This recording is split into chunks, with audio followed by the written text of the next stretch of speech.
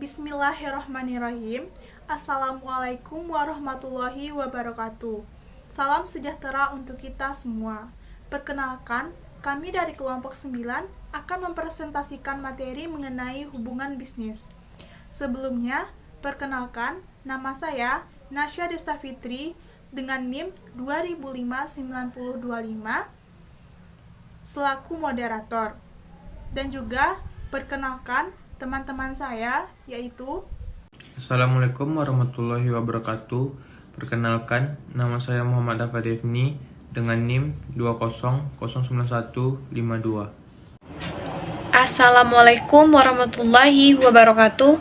Saya Sylviani Modalisha dengan NIM 2005999.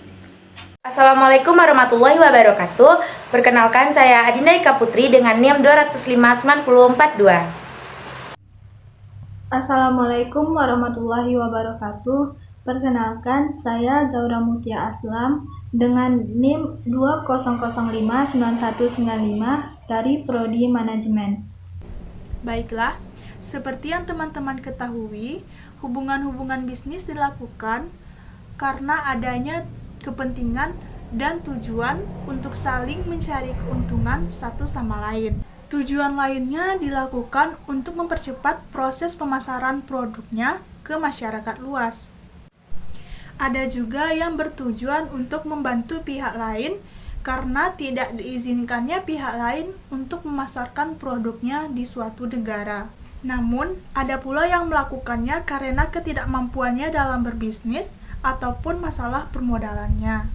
Baiklah, untuk penjelasan materi lebih lanjut akan dijelaskan oleh teman-teman saya. Assalamualaikum warahmatullahi wabarakatuh. Saya Sylviani Modalisha dengan NIM 200599099 akan menjelaskan tentang hubungan bisnis. Hubungan bisnis adalah hubungan antara pelaku bisnis dengan beberapa orang yang terlibat dalam kegiatan bisnis. Maka, setiap orang yang baru saja mendirikan bisnis atau melakukan upaya pengembangan bisnis hendaknya memahami aspek-aspek hubungan bisnis yang mendalam agar mampu menentukan ke siapa arah awal memulai dan ke siapa arah berkelanjutan, mengingat ada batas-batas yang tertulis dalam kegiatan bisnis. Yang termasuk dalam hubungan bisnis, yang pertama yaitu keagenan atau distributor. Keagenan biasanya diartikan sebagai suatu hubungan hukum di mana biasanya seseorang atau pihak agen diberi kuasa bertindak atas nama orang atau pihak prinsipal untuk melaksanakan transaksi bisnis dengan pihak lain. Sedangkan seorang distributor tidak bertindak untuk atas nama pihaknya yang menunjuknya sebagai distributor, melainkan seorang distributor bertindak untuk atas nama sendiri. Yang kedua yaitu franchising. Perjanjian bisnis franchise adalah salah satu jenis perjanjian yang termasuk perjanjian yang tidak bernama atau innominat, yakni perjanjian yang timbul, tumbuh, hidup, dan berkembang dalam praktik kehidupan masyarakat.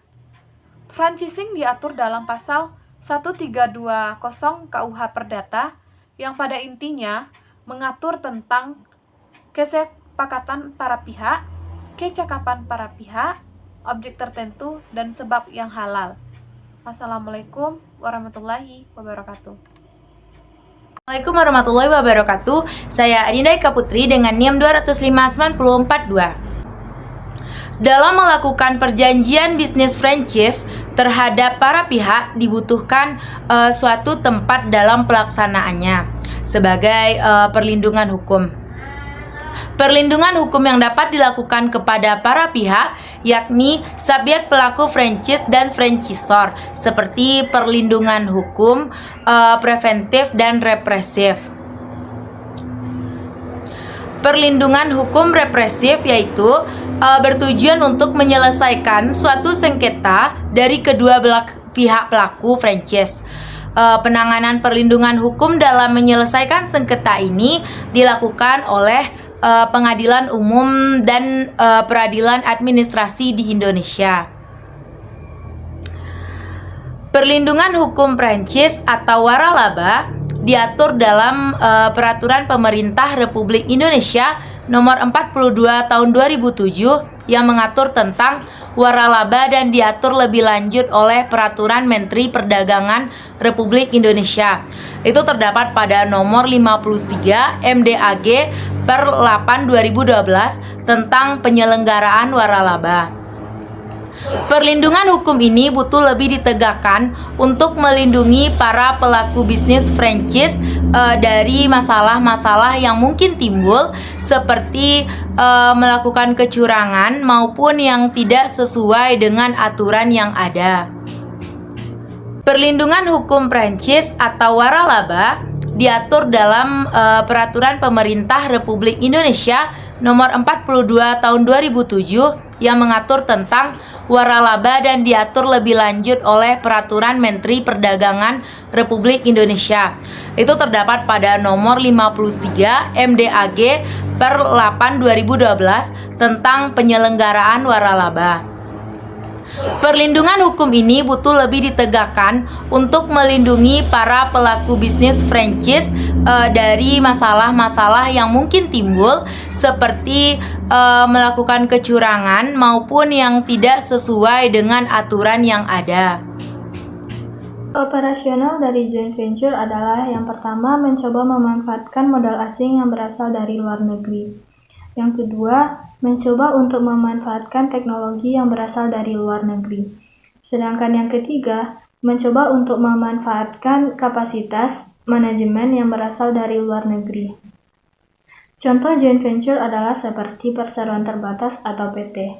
Perseroan terbatas disebut juga dengan non-loss finance cap. Perseroan terbatas adalah suatu persekutuan untuk menjalankan usaha yang memiliki modal terdiri dari saham yang pemiliknya memiliki bagian sebanyak saham yang dimilikinya. Dalam mendirikan PT, dibutuhkan akta yang harus memenuhi syarat sebagai berikut. 1. Perseroan terbatas tidak bertentangan dengan ketertiban umum dan kesusilaan. 2. Akta pendirian memenuhi syarat yang ditetapkan undang-undang. 3. Paling sedikit modal yang ditempatkan dan disetor adalah 25% dari modal dasar sesuai dengan Undang-Undang Nomor 1 Tahun 1995 dan Undang-Undang Nomor 40 Tahun 2007 tentang perseroan terbatas. Pembagian perseroan terbatas terbagi atas dua jenis. Yang pertama, PT terbuka.